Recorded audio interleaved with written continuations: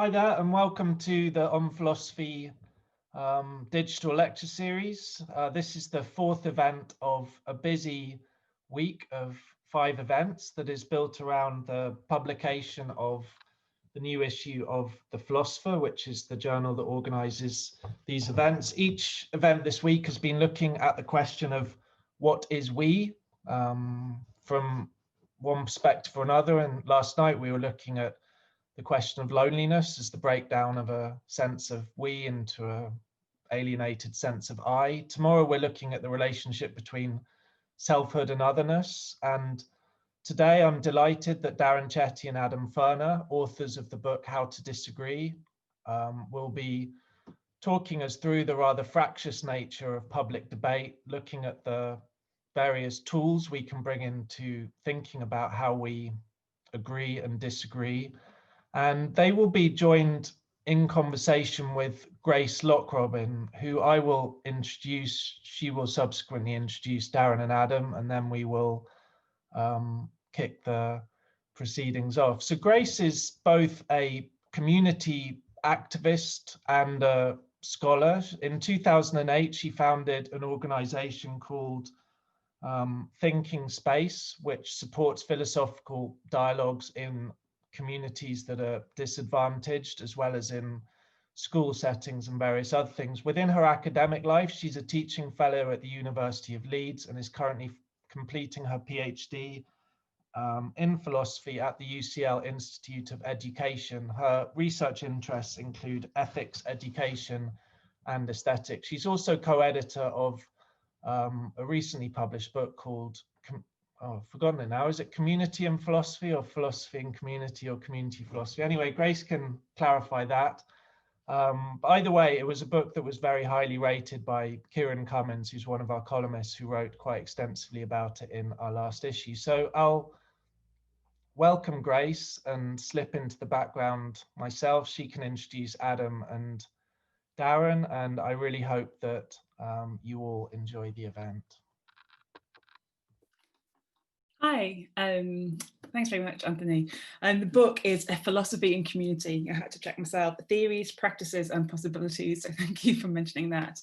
I'm really grateful to be able to have this conversation today with Darren and Adam, and about this book that they wrote and how it connects to this theme. It's a really concise and clever book, and it weaves together lots of philosophical ideas really quite niftily, but it also opened up for me lots of nice lines of inquiry to take things further. So it sort of sat with me for a while after I read it, and lots of like lines of inquiry from popular culture, podcasts and festivals and things like that. So it was great, and I really recommend it.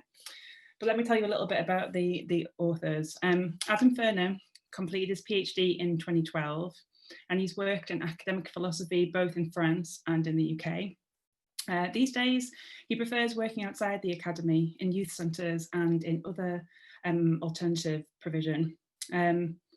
His present research focuses on ways of opening up philosophy to new audiences. He's published widely in philosophical and popular journals, and he's written 3 books: Organisms and Personal Identity, which was published by Routledge in 2016, Think Differently, which is a White Lion publishing book from 2018, and with Nadia Mehdi and Zara Bain, Crash Course Philosophy, published by Ivy last year. He's co-writing his 5th book, Philosophical Empires, with Chris Maines, and that's coming out later this year here, hopefully, or soonish. Adam's an associate editor of the Forum's Essays and a member of Changelings, a North London fiction collaboration. Darren Chetty has published academic work on philosophy, education, racism, children's literature, and hip-hop culture.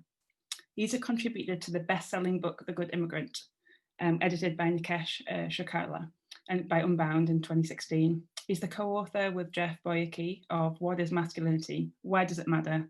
And Other Big Questions. He's the co-editor with Judith Sousa of Critical Philosophy of Race and Education, which is a Routledge book. He's been a teacher in primary schools, a teaching fellow at university, and he's organised informal educational groups for young people and adults. He's led courses on philosophy for children, for teachers and teacher educators, and actually that's how I know him. and he's currently completing his PhD on the politics of philosophical inquiry with children at UCL Institute of Education, as am I, and he tweets at Rap Classroom. So welcome, Darren and Adam. Hello. Hello. Okay, so we already heard from Anthony that the series that this is part of asks what is we, and I'm just wondering if you could say a little bit about what disagreement has got to do with this theme. Why do you think you know, what is your place in this conversation? What do you think you have to say about this theme?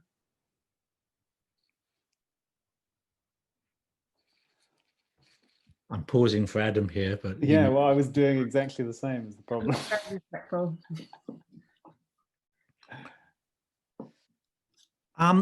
Okay, so I'll have a go at that. I think that any attempt to sort of form a community, to build community, requires, if we adhere to some kind of democratic principle, that there is space for conversation, space for dialogue, and that there will inevitably out of that come the potential for disagreements, for conflicts of interest, for differences in priority, for disagreements about how we strategize, even if we have, you know, similar aims. And in all of those things, I think how we deal with those differences and manage having disagreements is an important thing to consider. Without that, we're likely to either sort of have a very totalitarian way of doing it, where we're just all following, you know, the actions of one, or we're likely to find sort of all kinds of subtle forms of coercion taking place, which also brings about with it a sort of people opting out of the democratic process in all kinds of ways. And I don't just mean, you know, whether they're voting at national level, but whether they just feel part of what's going on, or they just think, well, I'll leave that to everyone else. So I think for those reasons, taking disagreement seriously without setting ourselves up, and I think the book does set ourselves up with a how-to title, as if like, read this and you'll know, you know, but how-to titles seem very trendy at the moment in publishing. And I think that's why the publishers suggested it. But I think we do need to get a grip on what's at stake in conversations, and the place of disagreement, and when and where it is worth pursuing a disagreement, and when it's actually a best use of energy to simply, and I'm thinking a lot here about my time on Twitter, when it's better to say, okay, well, this clearly isn't going anywhere. I can save my energy by engaging in conversations in other spaces that will ultimately be a more productive use of time. And just to kind of add to that, I think one of the things that makes the conversations that we have in the book relevant to the conversations happening in The Philosopher is the way that we feature the word we, and the kind of concept of a group features in Disagreements, and the extent to which disagreements can revolve around the ideas of group identities.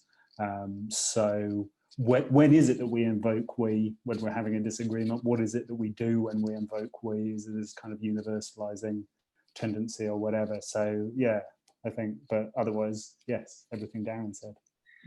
Do you want to say a little bit more about invoking the we in arguments? So detect pitfalls there for you know, for invoking the we in an argument. Do you want to expand on that slightly? Yeah, well, oh no, I'll let you go on. I suppose the problem, the problems arise when you invoke we and you do so without understanding exactly who you're trying to catch within that ambit. So if you talk about groups as homogenized sets, so as somebody with Jewish heritage, it would be problematic, I think, for me to talk about we, the Jewish community, in the way that I think, you know, columnists sometimes do, and because it renders homogenous a heterogeneous group. So I can't be the spokesperson for all of these other Jewish people but I understand my own experience as a Jewish person, and maybe that experience as a Jewish person is shared by other Jewish people, but it can't be universalized in that way, if that makes sense. Darren, did you want to say something?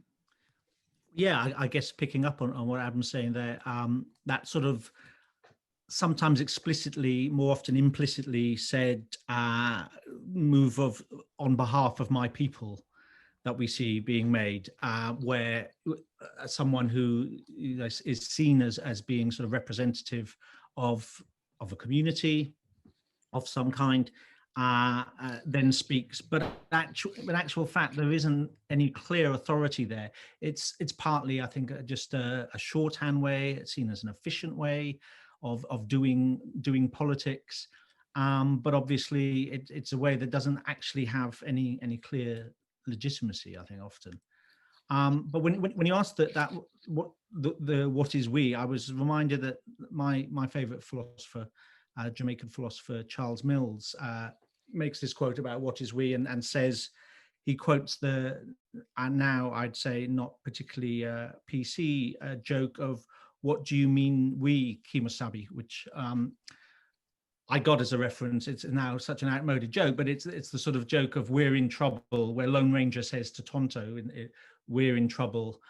And so that idea of we, I mean, I think that joke works really well when you think of analytic philosophy and how we is often invoked, and yet you're probably talking about other people just like you, and those people are very often male, white, privileged, Anglophone, and the way that we can somehow fall into the trap of thinking we have sufficient representation, sufficient data to make a universal statement, when in actual fact we're operating in what I talk about as a gated community. We think everything is very clear and very straightforward, but there's a whole bunch of stuff beyond the gates that we just haven't bothered to go out and explore, or better still, to invite in.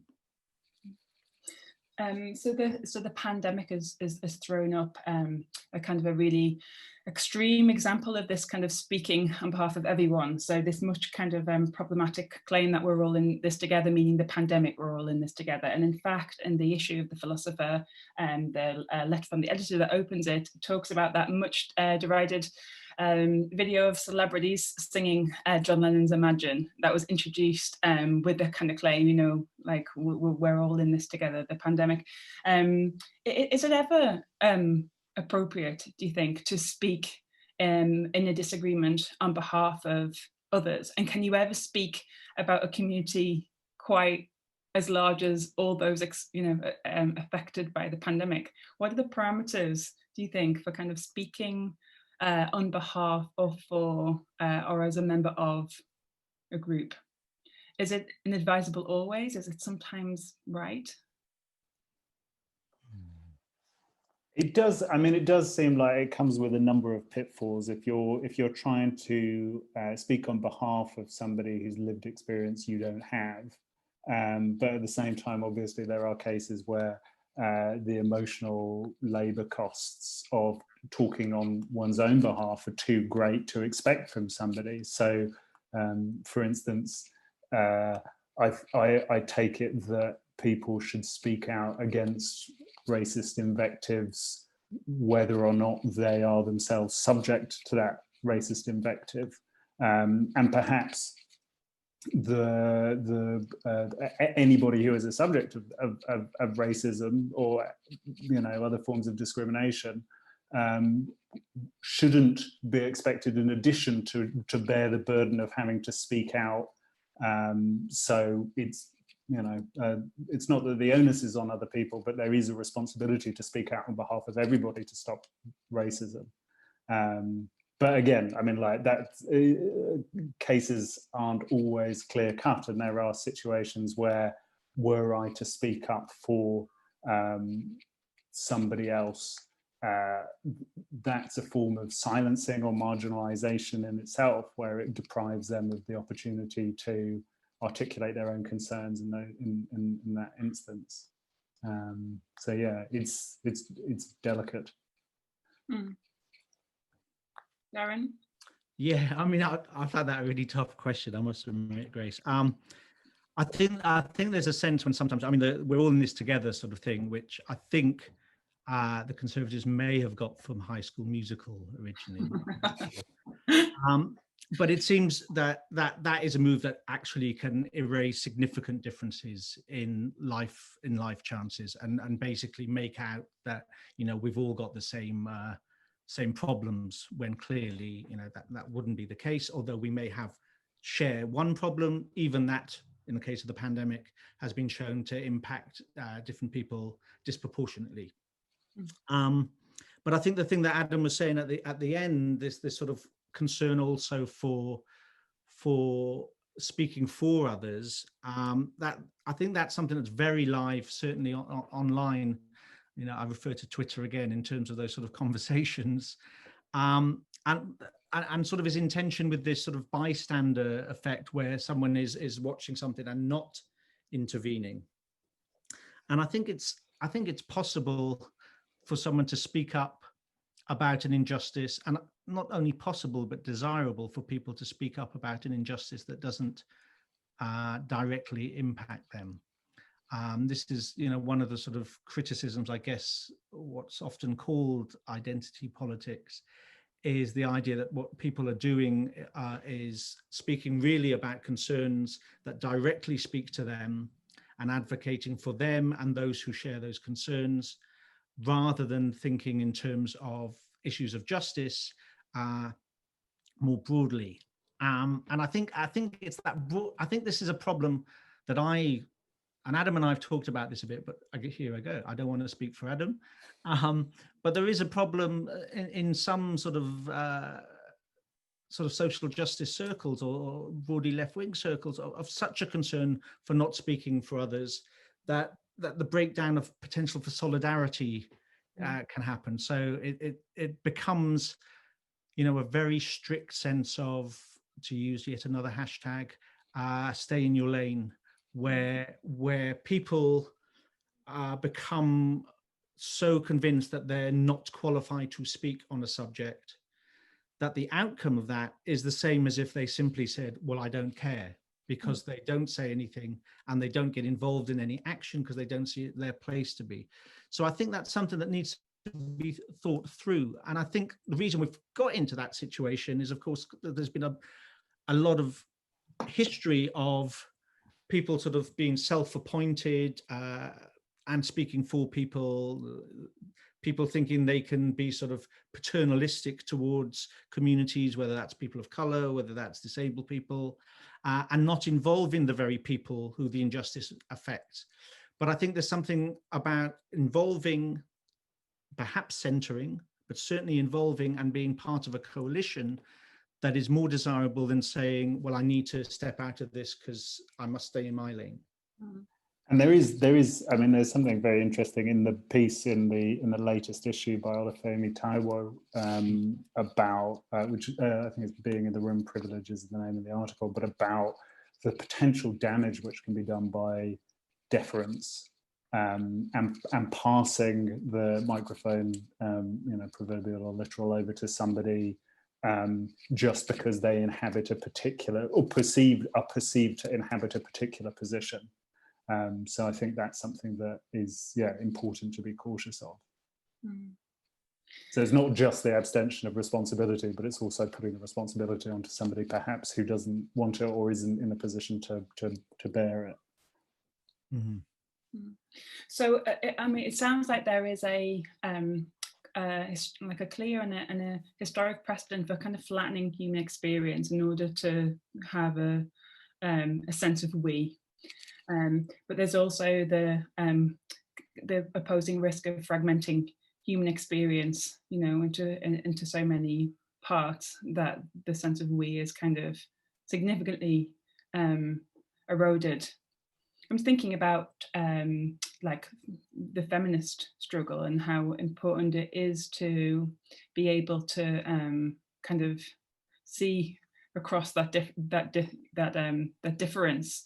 The ways in which you kind of identify with people, but also being able to speak for, like as a white woman, to be able to speak for other women who don't kind of share my privilege, and see their disenfranchisement as something that's my concern, you know. And that takes, I don't know, does that take some sense of we? Does that take one's willingness to be kind of prepared to speak for others? Is it possible to do that, mindful of the fact that there is a sense in which I cannot get my head around that perspective, but is there any justification for being willing to try and speak for others anyway, because it's a larger sense of a common project, like the feminist project? I think Olúfẹ Táíwò's piece in the latest issue, I think Anthony would be pleased where but to me it was a brilliant piece, because he talks about how if we take standpoint epistemology seriously, what we should be doing in social research, but also in politics, is bringing in far more people, many people and communities than we usually do. So the problem with this deference thing is you kind of think, and I've had it done to me. It's like, oh, well, he's brown. We've got a person of color in the room, and so we can get the perspective of the global South, or and my experience isn't that. So it might be a little bit closer than other people in the room, but to be satisfied with that is to keep those structural barriers that have meant we aren't listening and we're not extending in place. So I think when we take standpoint epistemology seriously, and we think that how people are socially situated has some bearing on their knowledge, on their insights, and how they come to know the world, then there has to be this sort of opening up of where we go to build knowledge. And in order for that opening up to happen, we need to actually have societal change in the first place. Because as Olúfẹ Táíwò points out, when he's mistaken for being Black and poor, he says, well, if I had come from a poor Black community, I probably wouldn't have been in the room in the first place. So you're going to have to change the structures to allow for that to happen. It's not simply, just going out into the field like some, replaying of colonial ethnography that needs to take place.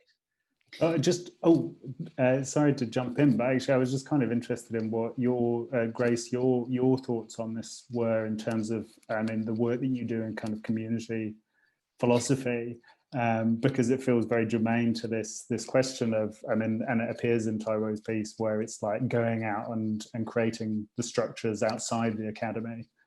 Well, I was when I took that and take a breath, I was going to ask exactly the same thing to both of you about, your practice and how does this play out in terms of like reaching out to people. But sure, I'll talk a little bit about mine, and then sort of I'll throw it right back at you actually. So one of the things that I struggle with is how to create groups in the community where you bring voices from different perspectives together. And one of the things I've often prioritized doing is going into existing like organic community. So trying to find a gatekeeper in an existing community and speaking to people where they are. Like, for example, at a charity that regularly meets for refugee and asylum seeker women, they normally go to that group every Wednesday. I was invited to come and take part. That seems like an organic community. It's really great for those women to speak to each other. They are not breaking into the other groups that I have, despite invitations, all kinds of reasons for that, including English being one of them. Also that their young children attend that group, so they were breastfeeding babies and stuff in that group, and it makes it, and people don't have transport and they're in refuges and things. So when I do an event at a library or hosted by a university, so often they will suggest, let's have it in the university building. Instantly, that means you need to be online to hear about it.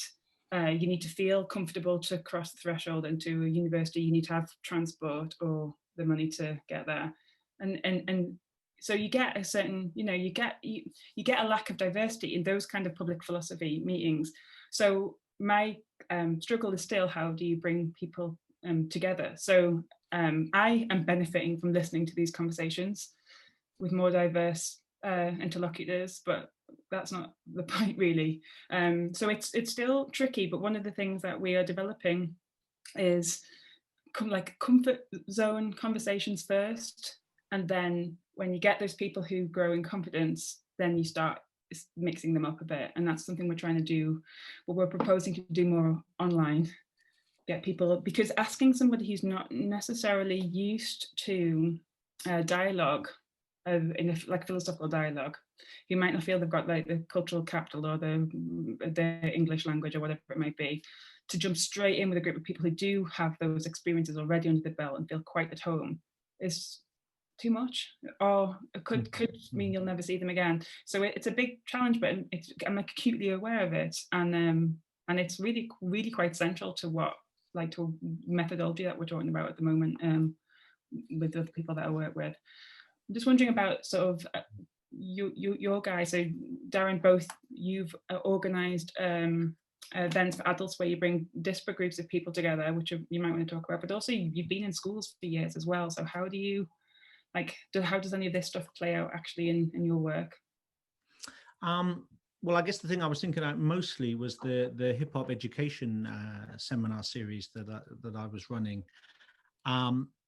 In that was very much, we did at first sometimes use the university because it was a free room, but it moved to cafes and to different venues. We did have the sort of format that we've adopted tonight of there will be some people on the stage and they will talk for a certain period of time, and then we will take questions, but people just decided to interrupt. And when someone said something controversial, they didn't simply make a note in their moleskin and think they would ask, a long question at the end. It became far more interactive very naturally. And I think trying to keep a balance of that and trying to make sure that this was useful to everyone who was in the room. And I think that's the tension we have if we're doing community philosophy things. Are we doing community philosophy things and getting public funding for them? So is it that we're the one person in the room getting paid? Because even though, we've all got to get paid and we might be doing good educational work, that immediately shifts what's really happening. And I think there's also, and it's partly there in a lot of the philosophy for children community that you and I are both sort of involved in, there's often this desire to sort of bring people together in dialogue, as if the very act of doing that shows that we have overcome inequality, etc., etc. But I think sometimes for communities or for groups who are experiencing real difficulty, actually them dialoguing in a space to think about how they might collectivize, how they might strategize, how they might take action, whether that's, taking to the streets, whether that's writing to their MP, whatever that is, it might actually be a more useful way forward than them coming into a room where people don't have those experiences and then them sort of explaining that. I'm not saying in all cases, but I'm saying that's certainly something that probably took me far too long to realize myself. And I think also there's this idea, I think, of epistemic exploitation, that even in the project I did run, Dwelling Together, I was aware of this sort of tension in the room of whether some people thought they were there to learn from the other participants. And whilst that's quite a laudable aim in a discussion, that you're going to listen to people and learn, whether they were implicitly positioning some of their other participants as their educators. In other words, giving them an additional responsibility that they perhaps hadn't wanted. And that's a difficult thing in some of these sort of encounter groups. So I'm less of the opinion that let's just bring everyone together and talk through our differences, because the thing that, and I'll try and keep this to my last point here, but the thing that really, I guess, started my interest in thinking about disagreement in dialogue was the way that when you look at so much of the literature on how dialogue should happen in classrooms, it says, well, you need egalitarian conditions. And I was like, well, if we had those, we wouldn't have the need for all this educational. So I think so much of the work is talking about the ideal conditions for dialogue, which we just don't have, and not enough of it is engaging with the non-ideal real conditions we have and how we can then work through from them. Adam, do you want to say anything? I suppose just one thought is that the way that I tend to do philosophy outside the academy is by not doing philosophy, as it were. So I ran a session at the local youth hub last week on it was video games, so video game history and stuff. And this is something that we've spoken about already, but the idea that the best way sometimes to tackle philosophical questions is not by billing it as philosophy, but rather by inserting it into other conversations so that you can actually have a genuinely engaged and productive discussion which uses philosophical thinking to unpick, why GTA is rated in the way that it's rated, or why Little Witch Academia is as brilliant as it is, which is a manga show which they're very fond of at the youth hub. So I think from my perspective, the idea of having disagreements productively depends on the space in which you have it and the ways of generating whatever shared reality that you have beforehand, so that you can actually, so you've got a common language that you can talk about. Because I can't go into the youth hub and start talking about esoteric aspects of analytic metaphysics, because A, it's boring, and B, it doesn't make sense to me really. So it makes much more sense to go in and start talking about what is it like to play a game, how does that mess with your sense of reality, what is it if you've been playing Minecraft for 7 hours solid and you wake up and you realize that it's dark outside. Like, those are things where I think it's a substantial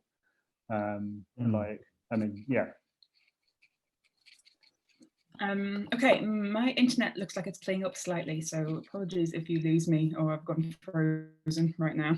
There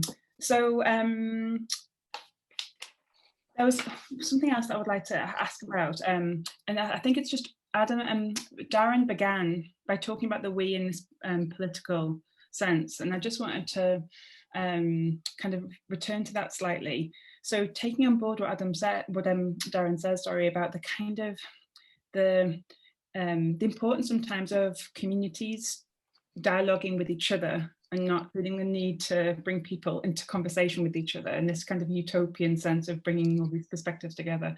That sounds really sensible to me and kind of chimes with my experiences, as well as kind of some of the ways you might theorize this stuff. But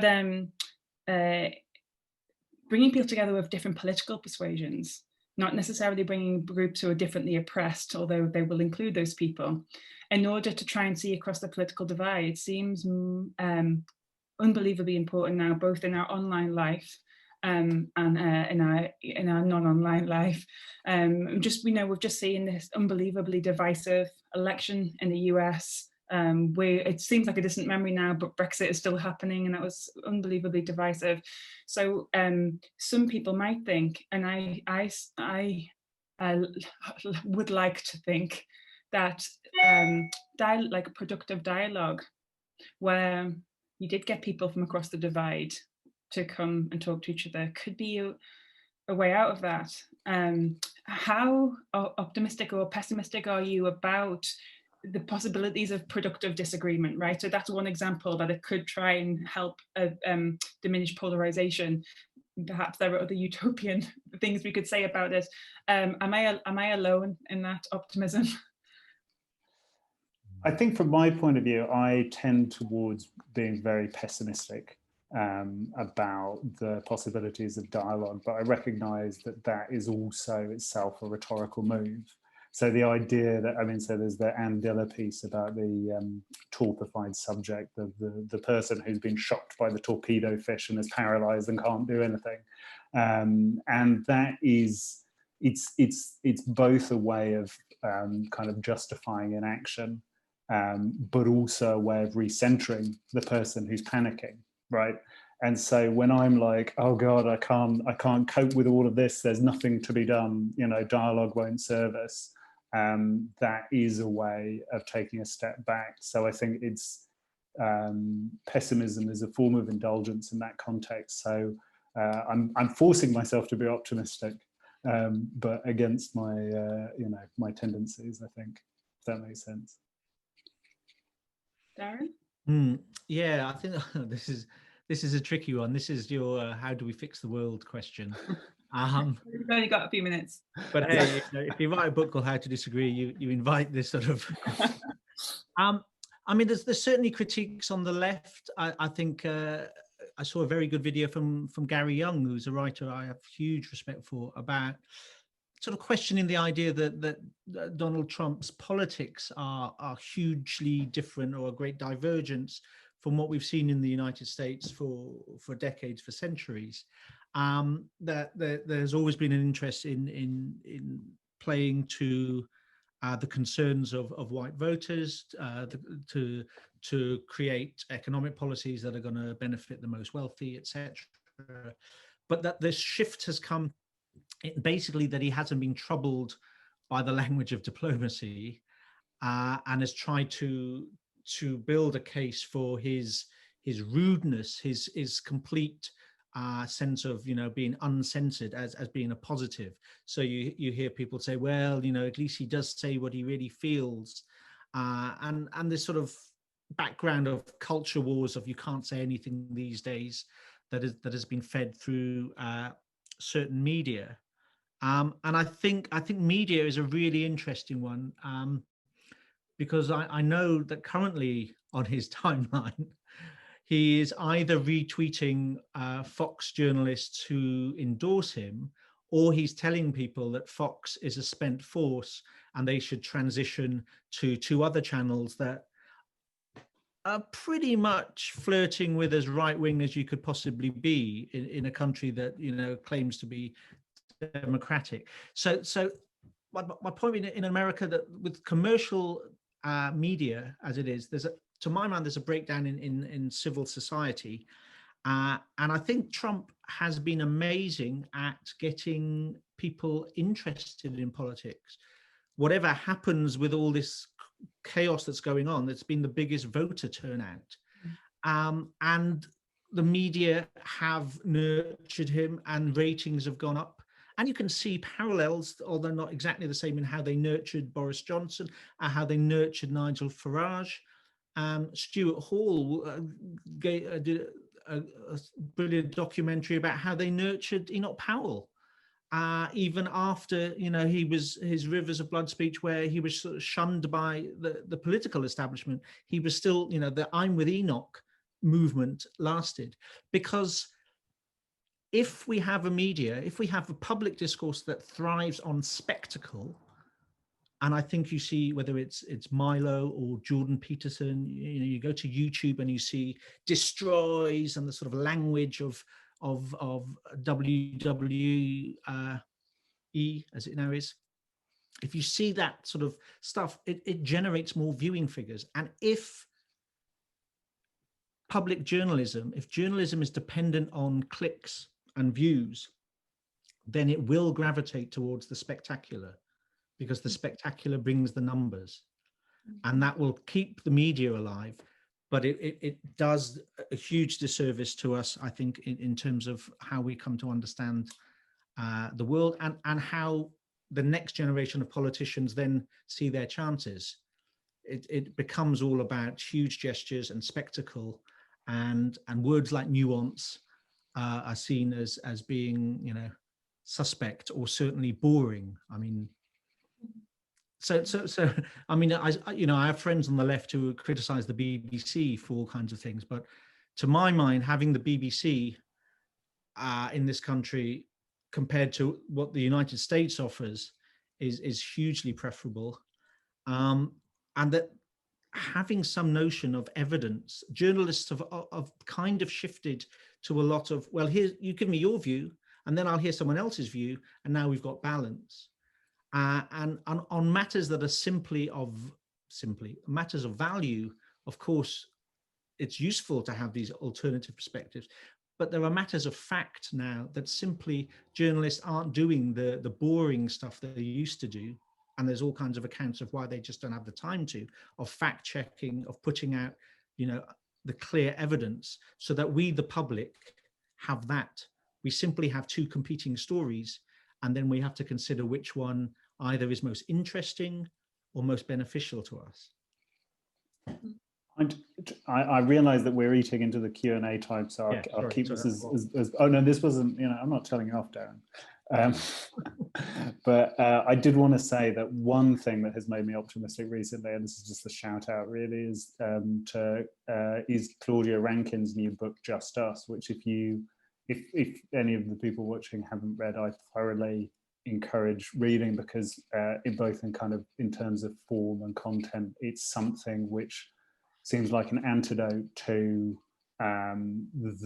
exactly the kinds of forces that Darren is describing. She does this beautiful job of referencing both the kind of the specific material that she's talking about in the text, but also her thought process.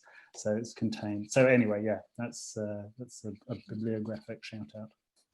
Oh, thank you for that. We're going to look at some questions now. Firstly, Aisha and Michael ask similar questions. So I'm going to read them both after one another, and hopefully you'll be able to touch on both of them. Aisha asks, is it at all possible to speak from the positioned perspective of anyone else whose phenomenological experience you cannot understand without exerting epistemic injustice? And in a similar vein, Michael asks, are there situations in which a particular person can only speak on the basis of a particular identity? I think Hannah Arendt said that when she speaks about the Holocaust, she had to speak as a Jew. Gosh, yeah, big questions. It's funny because I can't help but wonder at the questioner's answer to these. If we were in the room, I'd be looking for all kinds of signs, and I'm not saying that's a good thing. I'm just noting how these conversations sometimes happen. Oh, the questions disappeared now, I think, because it was. Oh, sorry, I was reading it. Okay, yeah. Sorry. No, I forgot. Yeah, I should. Let's see. Is it possible to speak from the position perspective of anyone whose phenomenological experience you can't understand without exerting an epistemic injustice? Well, I guess I think what I'm keen that we do is we exert a caution, that we approach our understanding of others cautiously, rather than we say understanding is impossible.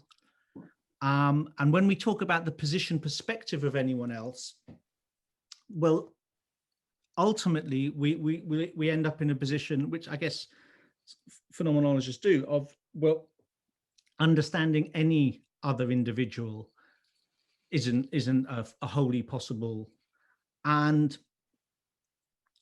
I think we can go along with that to some extent, whilst also saying, but the need to strive and the need to believe that we can make some sense of what other people are saying. You know, I have to, in order to log on here, believe that something of what I intend to say is understood by the people listening. Otherwise, dialogue breaks down completely, but also literature breaks down completely, and in effect, culture, in the broader sense, breaks down.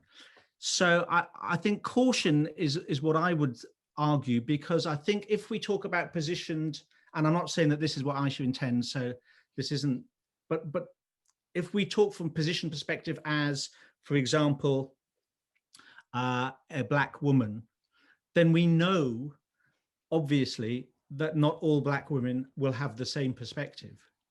And we know this, I mean, this is one of the things that I think where standpoint epistemology has been sort of flattened and diluted to, well, I am this category, so therefore I speak with authority.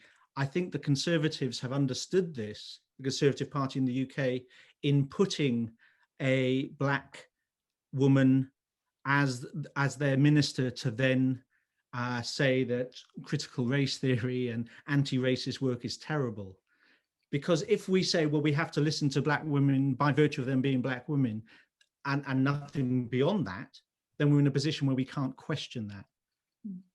So again, the real intention of standpoint epistemology, that we would broaden out social research, not find one person of a category and assume that they would speak for everyone, is what we need to attend to there. But I think I've seen it happen in classrooms sometimes, where you get this sense of a reluctance to in any way question what someone has said because of their category. And sometimes it's happened to me as well, where people are like, well, you know, you're clearly the person of color in the room, we can't question this. Mm-hmm. But I know that, you know, things that happened to me in my childhood, I say as a teacher, I would have had a different perspective on an explanation for understanding them at age 8, age 18, 28, 38, as my reading and other things got involved. So yeah, I'm worried about us attending to too much to the category of one individual as a way of saying that we can't understand. But definitely, in terms of the issue of epistemic injustice, certainly that is something that goes on far too often in institutions. And again, I think it's by opening those doors in numbers that we will really begin to tackle that, rather than allowing one person in and expecting them to sort of solve it on our behalf. I think possibly just to add quickly to that, I guess it's important not to underestimate our imaginative capacities. And I think of Darren's work in children's literature and the idea of an author writing from a perspective that they haven't themselves lived. And one hopes that, I mean, I know that that's possible, right? I've read books, right? Zadie Smith did one of the most kind of like brilliant portraits of a young middle-class Jewish boy that I've ever read in White Teeth. So I was like, oh, okay, well, this isn't something that she's experienced, but she can imagine what it was like to be me, age 12. And I would hope that it would be able to go in different ways. So in terms of the phenomenological experience, I don't know, but part of me thinks that maybe there's a political imperative to assume that that imaginative leap is possible. Yeah. Sorry, go on, Darren. So I was just, did you want to continue on this question? Because I was just going to pick up on one. Yes, still on this issue. Shall I say briefly? Yes. So my doctoral research is on ethics education, and my claim is that by kind of critical immersion in stories is how we learn to be good. And so I take much more than argument, that our ethics doesn't come from argument, but it comes from our exposure to many and multiple stories. And there's a connection to kind of Darren's claim that we need more diverse literature, because these are where these impressions are coming from, and they are this is virtual reality, our immersion in these narratives. And it is a sense of knowing, so in any one narrative that you read, you don't hear about all Jewish boys, but you get to hear about one Jewish boy, and that's knowledge. And when you read many of those and immerse yourself in many of those documentaries and films and comic books and things like that, you start to get many more ways of being in your head. And to me, that is a form of reaching across the gulf between you and another person. So I've got massive. So again, maybe I'm quite an optimistic person, I think I'm realizing from this conversation. But I do hold out hope that kind of, you can do some things to try and bridge that gap. Darren, what were you going to say? And I'd agree with you, and I'm tying in the question from Jeff Glaser. I hope I pronounced that correctly. Why shouldn't it be sufficient to attempt to include others' perspectives? After all, aren't we wanting to reach out and meet somewhere in the middle? Well, I guess I'd question somewhere in the middle. I'm not sure middle is always the best place. It would really depend where we are. But yes, I think we are trying to reach out. But I think the caution I'm talking about is how for some of us that's going to be a lot harder. I mean, if you think about W.E.B. Du Bois talking about double consciousness, and how by virtue of being Black in America, he has an experience of being Black in America, but he also has far more insight in what it is to be white in America than a white person will have of his experience. And that's seen, you know, in critical whiteness studies, that, you know, many scholars going back to Baldwin, but also George Yancey, etc., you'll see Black scholars who understand whiteness from the outside because it is the dominant position. In the same way that, you know, it's women who have done some of the best work on patriarchy.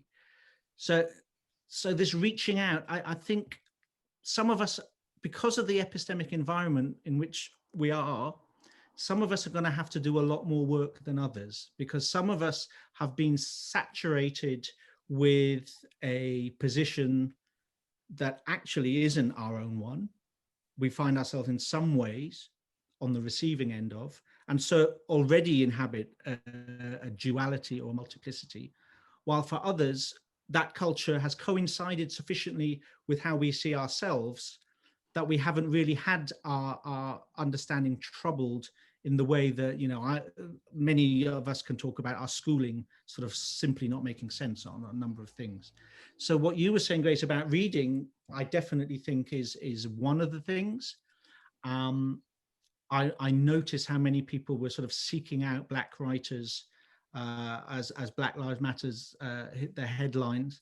There was also people mocking that sort of sense of, oh, give me 10 Black writers and then job done, or oh, I can really understand because I've read, insert Black writer here or insert Muslim writer here. And again, it's that cautious belief that I'm gaining some insight here, but it's an ongoing process. It's not like I've reached an end point. There's a question here by Olga, which I think connects in a way to what you were saying about some people having more work to do than others. Her question is about listening. We have so many platforms to talk. And even in education, we put a big emphasis on speaking, but I wonder if there is a place for more listening spaces, and if yes, how and where to have them so that they don't become echo chambers. Do you have any thoughts on listening and in disagreement?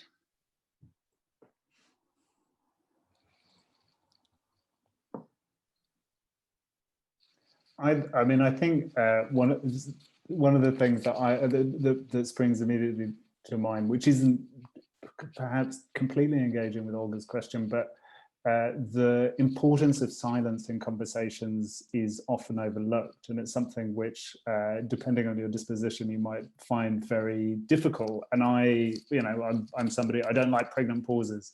Darren is much more comfortable with these than I am, so I find that I'm just talking and talking and talking and not really sitting with the question so much.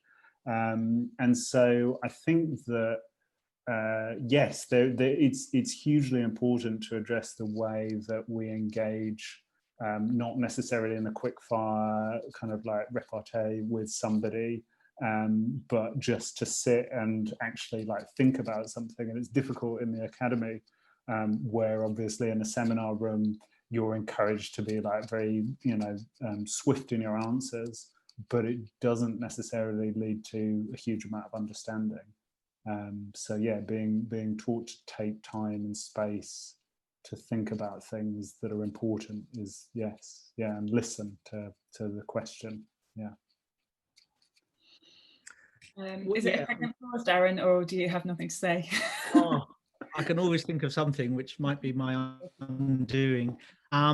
Yeah, I talk about how, in school and education, pupil voice and student voice was all the rage, certainly 10 years ago, and I think still continues. But that I think that actually we need far more attention on what I call teacher ear, that how we listen to our students and what they give us. If we're trying to develop sort of, whether you call it culturally responsive pedagogy or just, good pedagogy generally, that attention to listening, I think, needs to be cultivated. But again, I guess I take it back to the epistemic environment and Charles Mills's work, who I mentioned earlier, and what he talks about as white ignorance, which he says isn't just an ignorance in I wasn't able to access that information, but a sort of willful defense. And I think this is where discomfort comes in, that one of the reasons we don't listen too much, apart from the fact we might have lots of things we want to get off our chest and say, is that listening hard to someone can be quite an uncomfortable experience.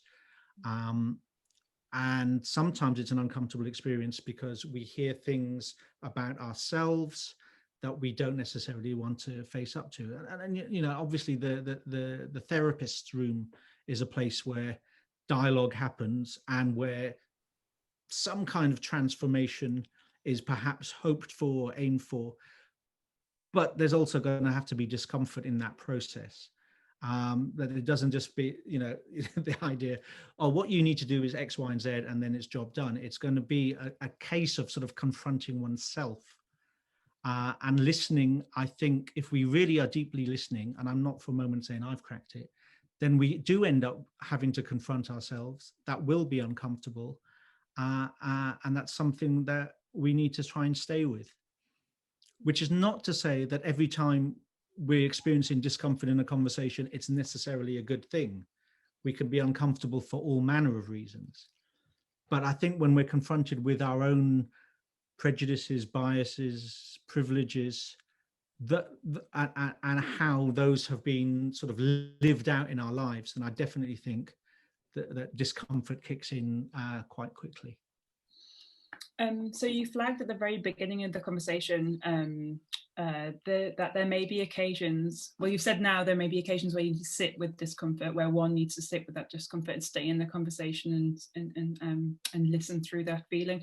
But you also said at the very beginning, there's times when you should get out of there, and you talk about Twitter, but maybe in other occasions as well. And I wonder, in the few minutes that we've got left, if either of you would talk about when it's time to leave and to not have a disagreement. When's the time to not have a productive disagreement?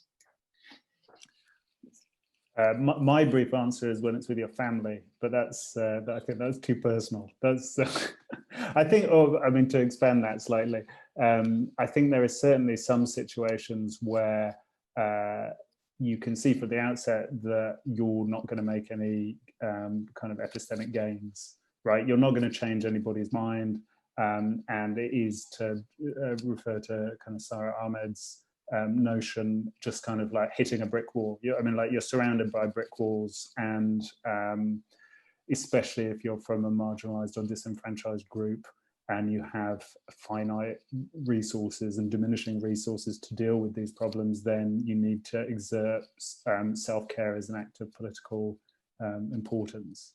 So yeah, I think when you can see that there's a brick wall in front of you, and you're just banging your head against it, you should stop, if that makes sense.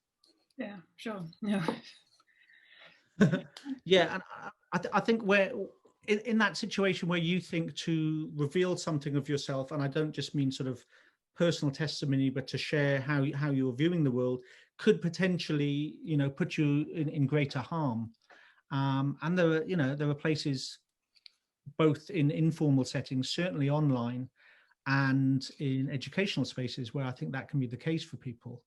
And people, you know, through experience, are often doing a cost-benefit analysis of how they engage in those sort of conversations. And if you've had that experience of sharing something and it causing you harm, you know, the second time you're going to be that little bit more careful. If you've never had that experience, you perhaps can't even, well, some people can't even contemplate it as a reality. And the other thing is just, I think I became better at detecting where there's an absolute lack of curiosity. So there are people I know who disagree with me on all manner of things, but are kind of interested in how I see things, just as I am in how they see things. So we're able to talk and have a conversation. But I think some of my early encounters on Twitter were, in fact, I actually invited a couple of people who I had disagreed with on Twitter and who were perhaps a little bit off with me. I invited to meet them, and they were much more pleasant in real life. So they were quite funny and jovial, but I still noticed, as we sort of parted ways, that there was a profound lack of curiosity. That again might be that discomfort thing of that's how they manage it. You know, if you're just giving it out all the time, then nothing has to come back to you. But yeah, I think if people don't have curiosity, then it's quite hard to cultivate it.